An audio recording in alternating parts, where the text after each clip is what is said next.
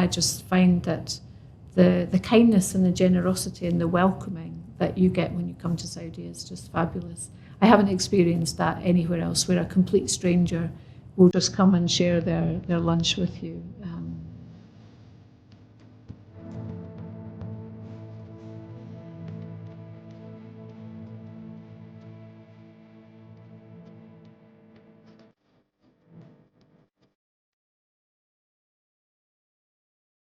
Yes, I can tell you a little. My name's Shona, I'm Scottish. I work in the construction industry, and I've worked in the construction industry for 25 years. And almost 20 of those years with the same company. And I travelled the world. I've worked all continents, and most places, and 2.5 years ago, I landed in Saudi Arabia to join the drive to deliver 2030 vision, which is hugely exciting for me, something very different. But I worked in the UK and Ireland and Europe and Vietnam and Toronto in Canada and St. Petersburg in Russia. So yes, that's me. I have a daughter. She also works in media. She is a radio presenter. So this feels like I've gone the full circle back to where she is.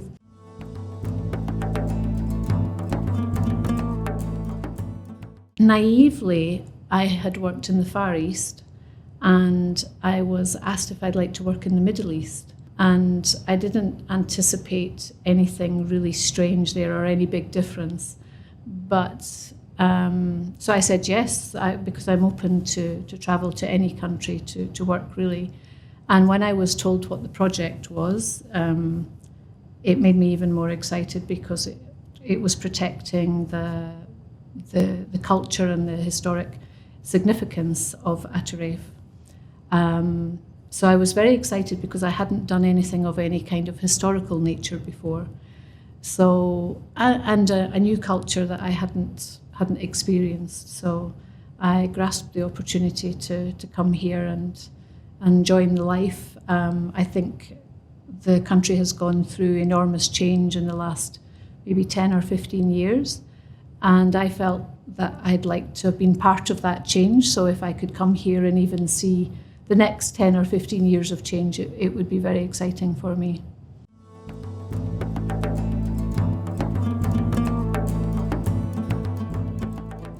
So as I said previously, I didn't know very much about your country at all. So that was part of the finding out, the adventure. Lots of people in my country said, "Are you sure you want to go there? Will it be safe? Will you be able to fulfill your role? Will you be able to carry out your role?" Because there's lots of stories about Saudi Arabia that go around the world, and I've tried to do my bit to quell the rumours of it's a very safe place. I feel much safer here than in London or Canada and Toronto. So yes, I didn't have any expectations of my own. I'd kind of thought about what people had said to me and was very hesitant, I think, of coming into the community and feeling, can I do this, can I do that, can I look here, can I touch this, can I say this, can I wear this? But now after 2.5 years, I feel it was definitely the right move. I feel very safe here, and I feel that Saudi Arabia needs to open up more to let the world see that it's a much better place than they think it is.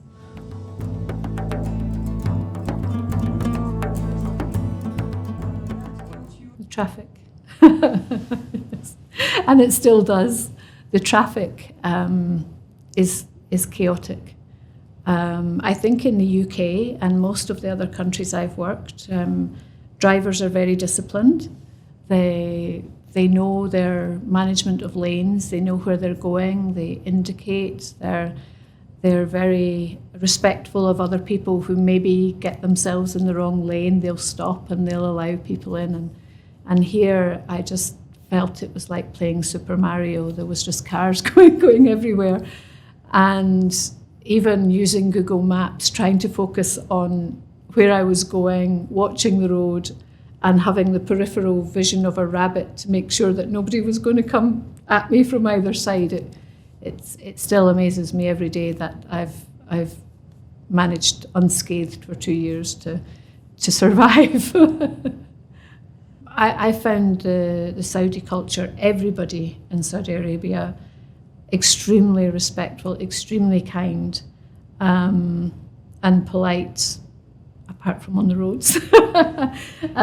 In the community, in the mall, in the shops, in offices, everybody is so kind to, if I have to ask for help or ask a question, it's never any trouble to anybody to help me. I think sometimes the Saudi women are maybe slightly more restrained than the Saudi men.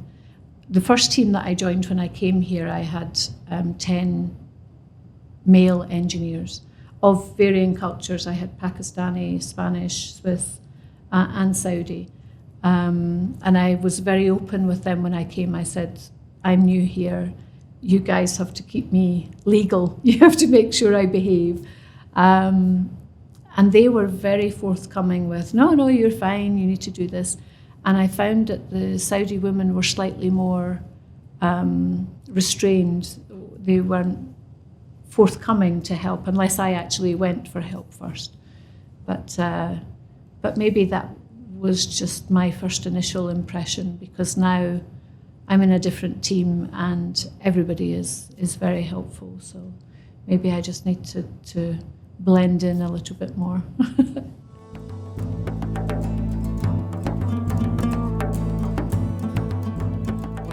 Oh my goodness, I probably had lots of funny situations. I can laugh about it now. At the time, I couldn't. So when I first arrived, the company put me in a compound for the first 30 days until I got my bearings and knew where I wanted to be.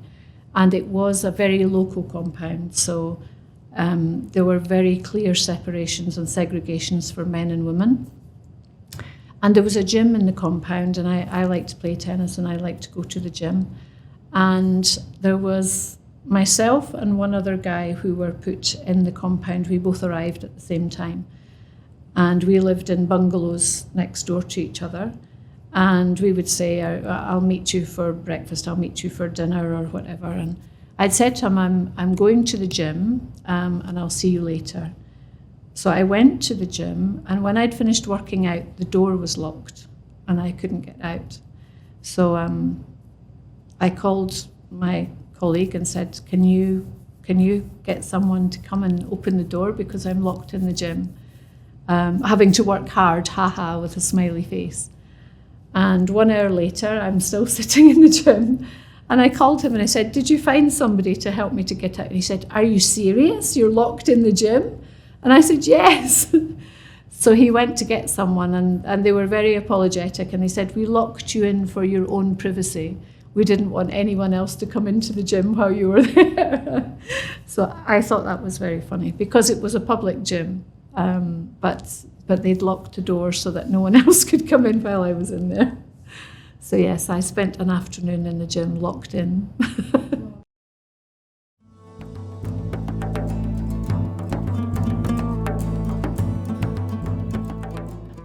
So as I mentioned earlier, I have started Arabic lessons, more because I feel I'm in your country and I should be able to speak your language, at least for greetings and pleasantries for social occasions.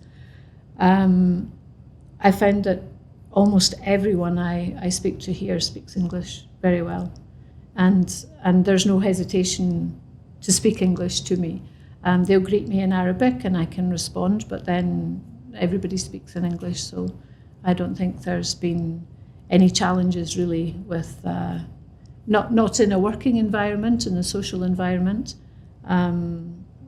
Occasionally there's been an Uber driver who just says no English, but I'm not sure if they would be local. They may be of different culture also.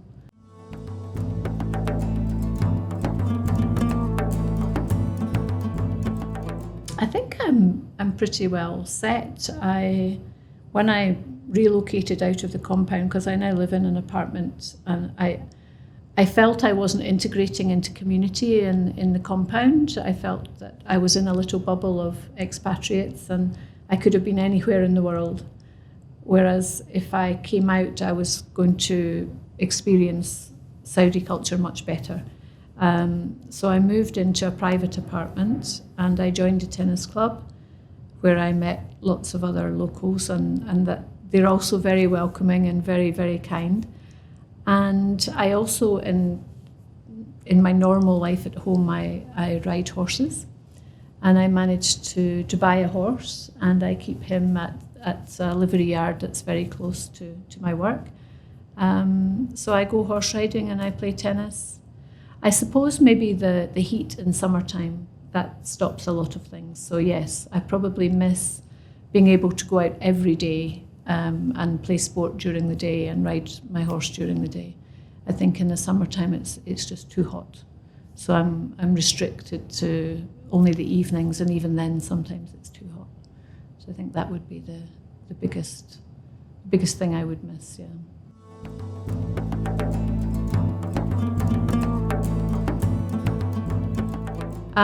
There's lots of opportunities just now. I think with the country's vision for 2030, that in my role or my field in construction, because I think you just need to open the door and there's construction going on somewhere in the city.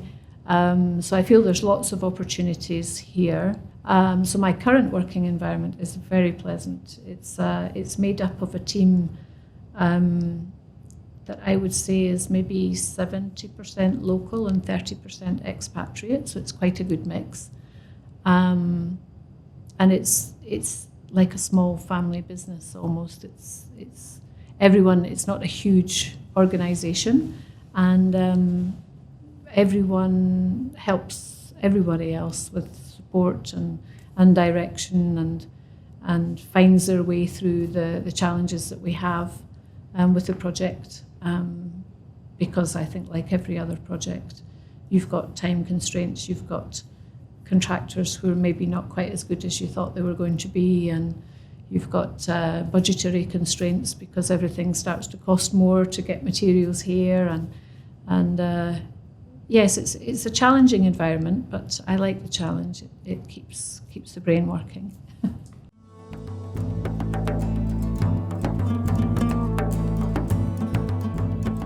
So I haven't actually worked in my home country for maybe 15 years because I've travelled around the world.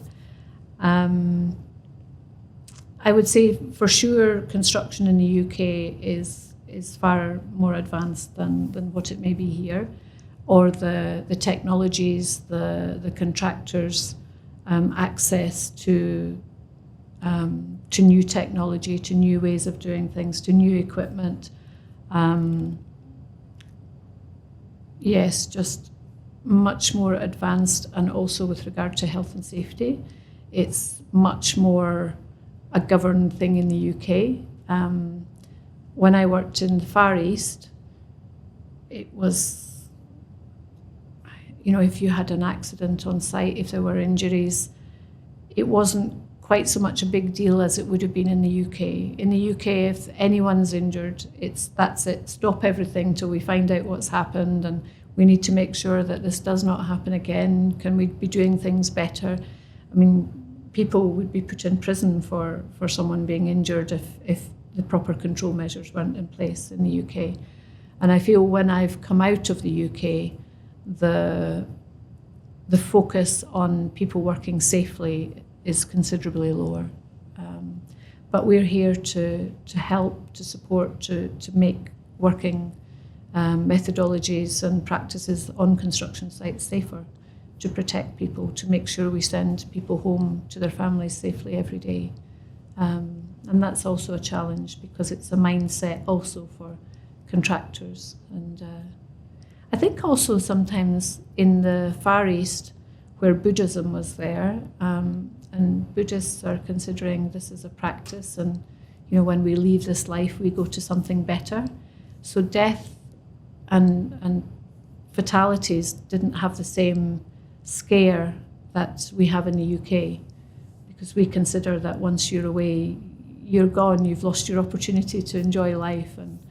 And in the Far East, it was like, well, I'm going to somewhere better. So they didn't protect life as much as we do in the UK. And here is somewhere in the middle.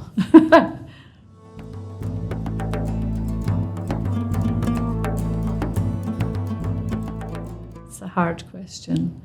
I think most of my working experiences have been memorable here. I think when I first came, I'm in a project director role.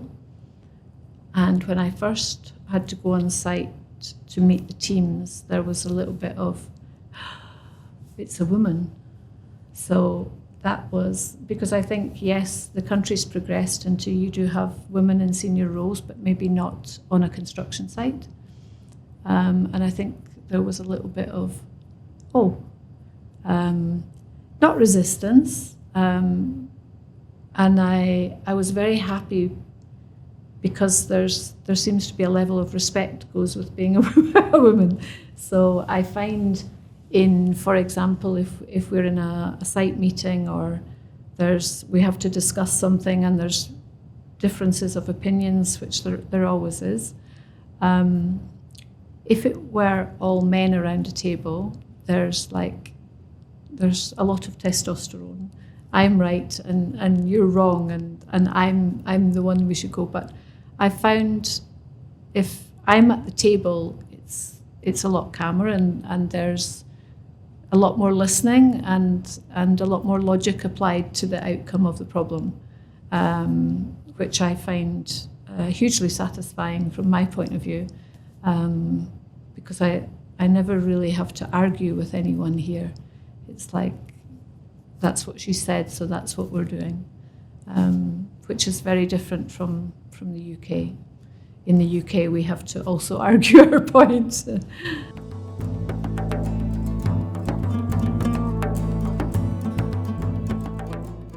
I think the most difficult situation I had was when I was locked in the gym and I wasn't sure where to go.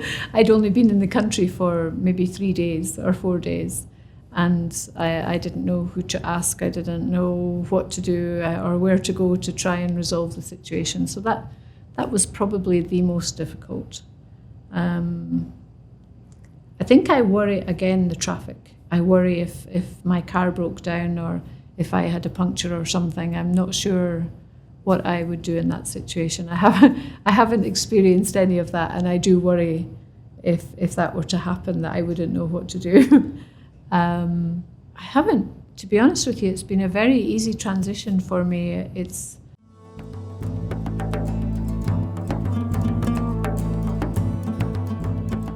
Yes, I have made, because I traveled here alone.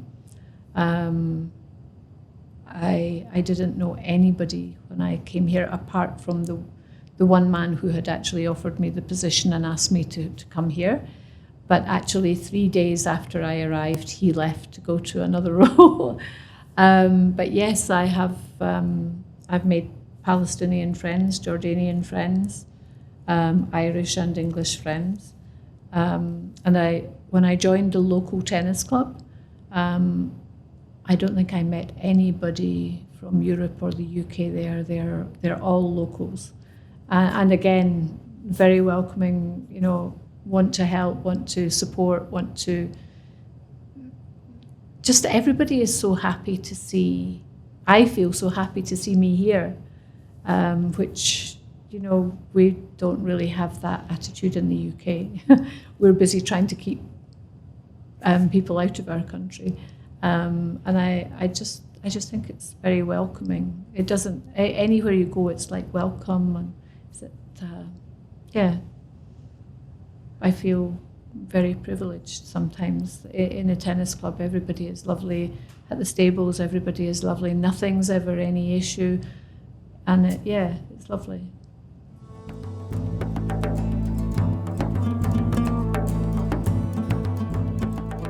I probably feel that I get a lot of job satisfaction here. As I mentioned earlier, the UK and Europe is probably a step or two more advanced in technology and safety control, etc., on construction sites.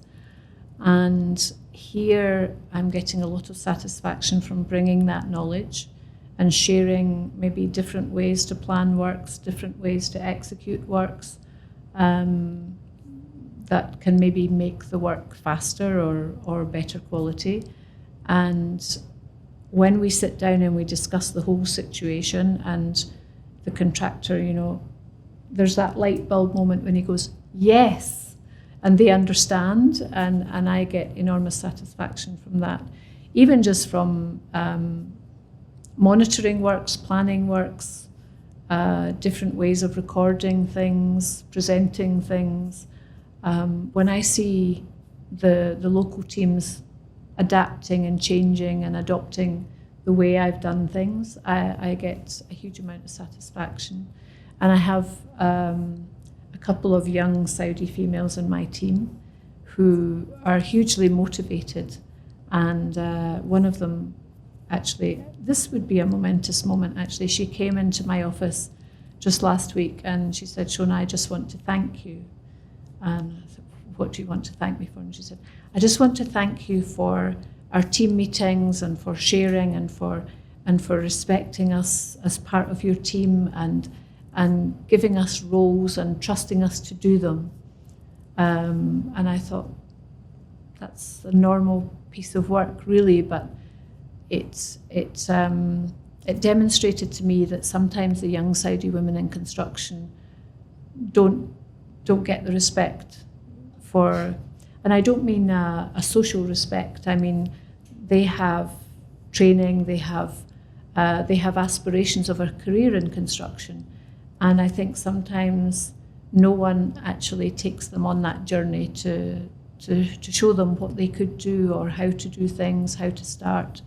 And she was very excited that she felt I'd given her this first step to move up the ranks. So I got a lot of satisfaction out of that.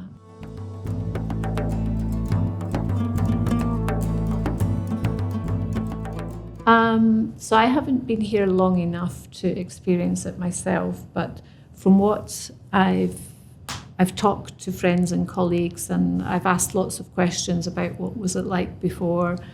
And I understand that, I think as you touched on, there was a time when everything was open, everybody could do everything, and then you transferred into a time where everything was closed down, nobody could play music. When women went outdoors, they must be wearing a abaya, must have their head and hair covered. And now we seem to be coming out of that phase again, and women have the choice. I have to say, I feel the abaya is very much a fashion statement, and they're beautiful.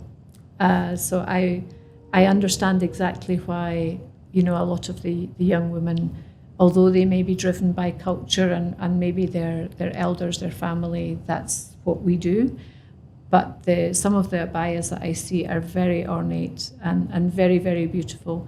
And that's why I say you look like you're on a catwalk. You know, why would you not want to dress like this? So I think the change in that respect will probably be very slow because the very fact that these garments are very beautiful, nobody's going to just stop wearing them like that because they don't need to.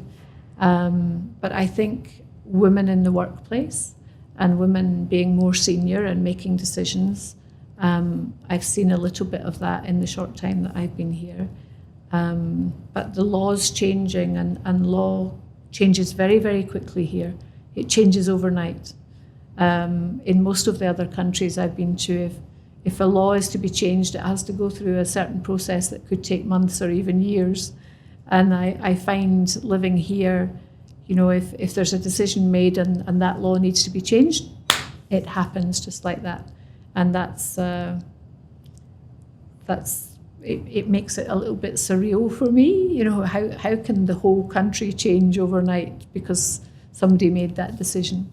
But again, this is Saudi Arabia, and that's how things happen. So it's good.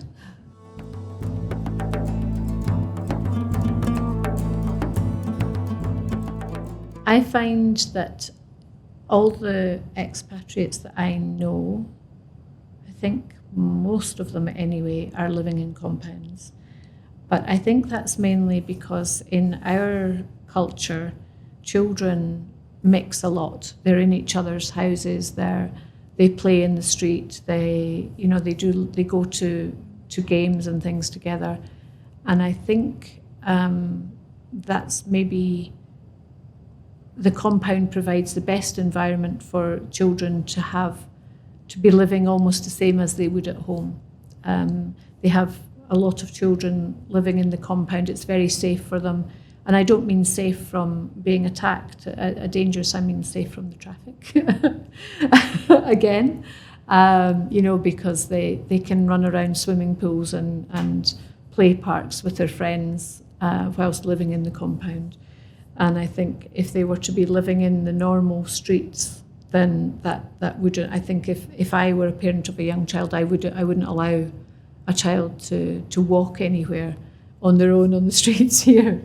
But yes, I think for families and for children, if they're living in the compound, unfortunately that doesn't always allow them to embody the Saudi culture. Because they're almost in a little bubble of expats living an expat life. But I think it might be unfair on the children if they were to move out of the compound, and then it's very difficult for the child to have that extracurricular playtime with their friends if they're not living together. So I suppose it's a fine balance, really. I haven't looked into it too much because that's not my situation.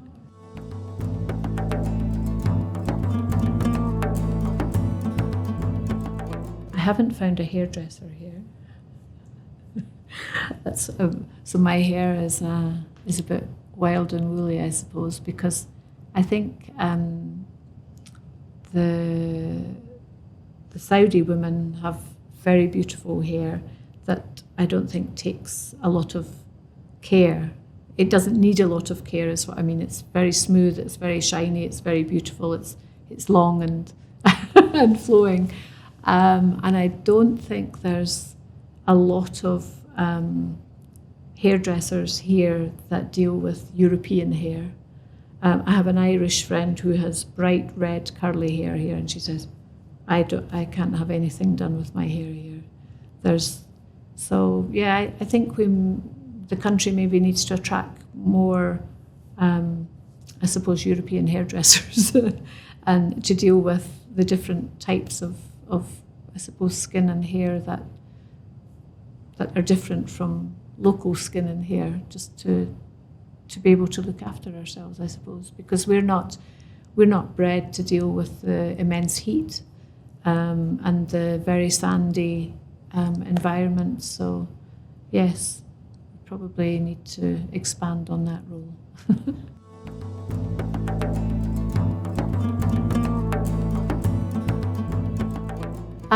Actually, I think I would have come here earlier. I would have liked to have seen more of the changes. I wish I'd actually come here maybe 5 years before I did, just to experience the changes, because I think if Saudi Arabia continues to go down the line of Dubai and become like Dubai,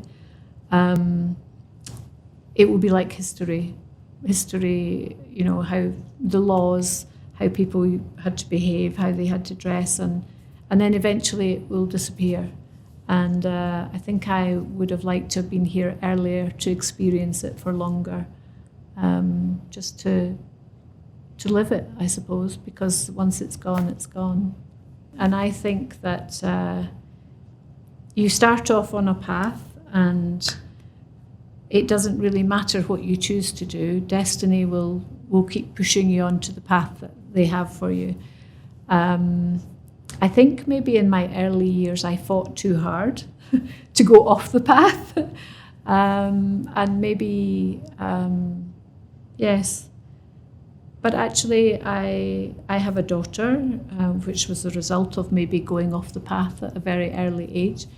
But I would never ever regret in my life not having her or having her. She's a very big part of my life, and I suppose really everything I do is actually for her. So she has a huge impact on what I do now. But no, I don't think I would do much, because the experiences that I've been through make me the person that I am today. Makes the travel and things that I've witnessed in the world do make me very humble. They do make me feel very privileged that I was born in a good place at a good time. I personally have never experienced war, and I've been working in regions with people who have lived war. As we spoke earlier, some people have spent their whole life in a war zone, and I find that difficult to comprehend. I watch it and I understand, but I still find it very difficult to feel how they would feel, because it's not something I've ever had to experience. So I feel very privileged. So yes, I wouldn't change anything, because I don't think I could actually have had a better life than what I've had.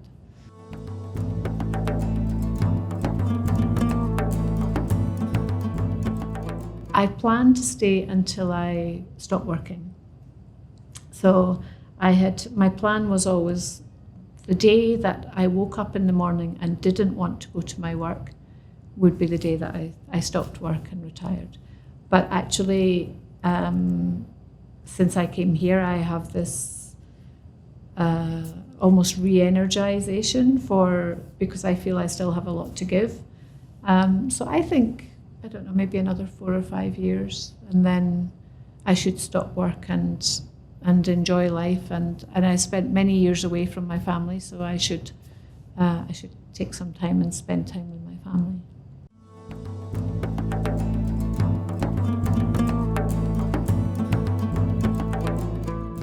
Very busy. My project is very busy. So, and the days and the weeks and the months are all going very quickly. But I keep myself busy. I, as I said earlier, I play tennis. I have my horse here, and I go to work, and I do personal training. So every day is boom, boom, boom. And I don't think I see that changing much, really, apart from the seasons. This season has now started. That adds in a few shows and a few things to go to, a few visits, and then back into the summer season where it's inside most of the time because it's too hot.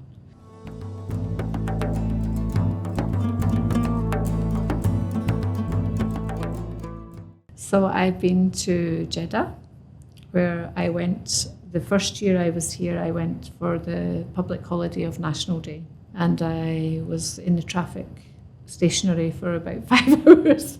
So that was a lesson learned. I've been to Alula, which was very beautiful. Where else have I been in Saudi Arabia? I've been in the desert.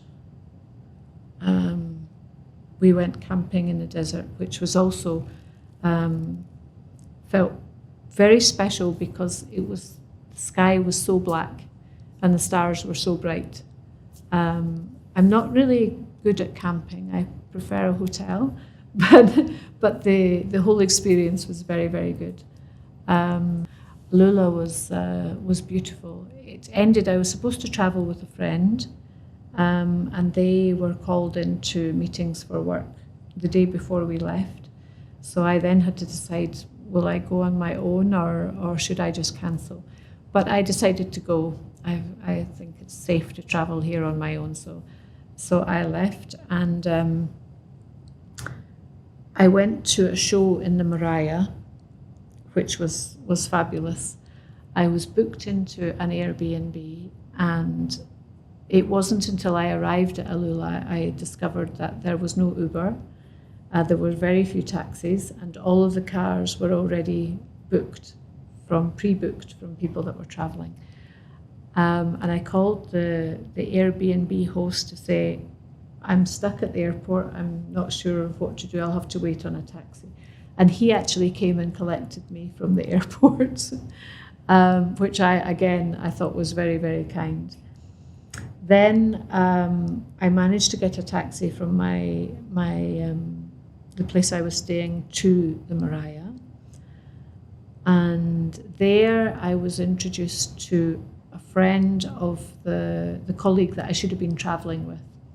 And they said, I have just the person for you. They introduced me to a young local guy who then became my tour guide for the whole weekend.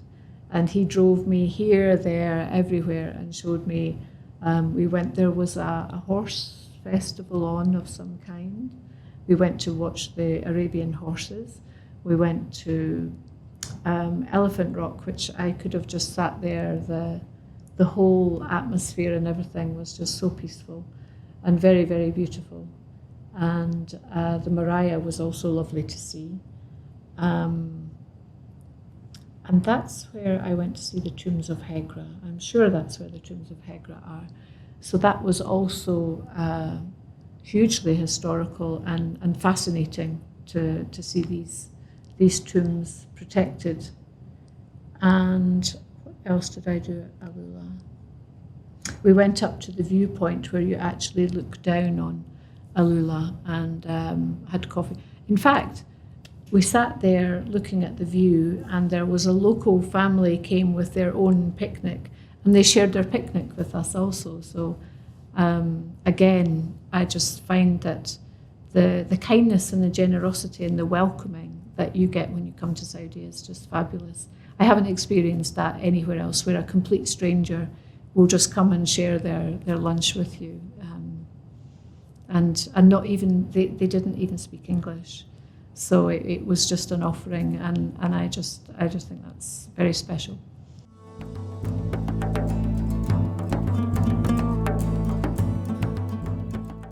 Yes, I've been to Boulevard World. I've been to Leali Daria. I've been to Boulevard City also.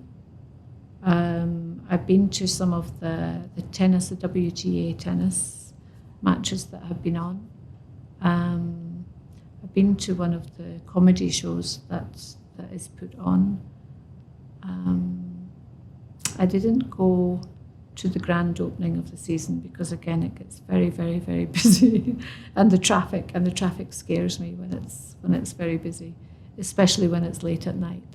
So I watch these from the rooftop, from viewpoints, and keep back from the traffic.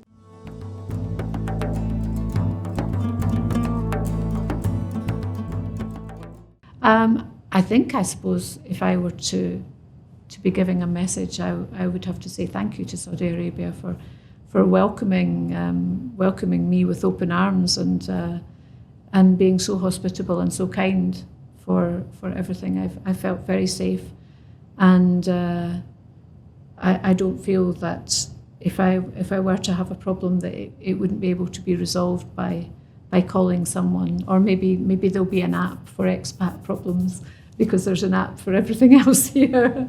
But no, that would be my message to Saudi Arabia, is just thank you. And I look forward to years to come when the traffic gets more under control.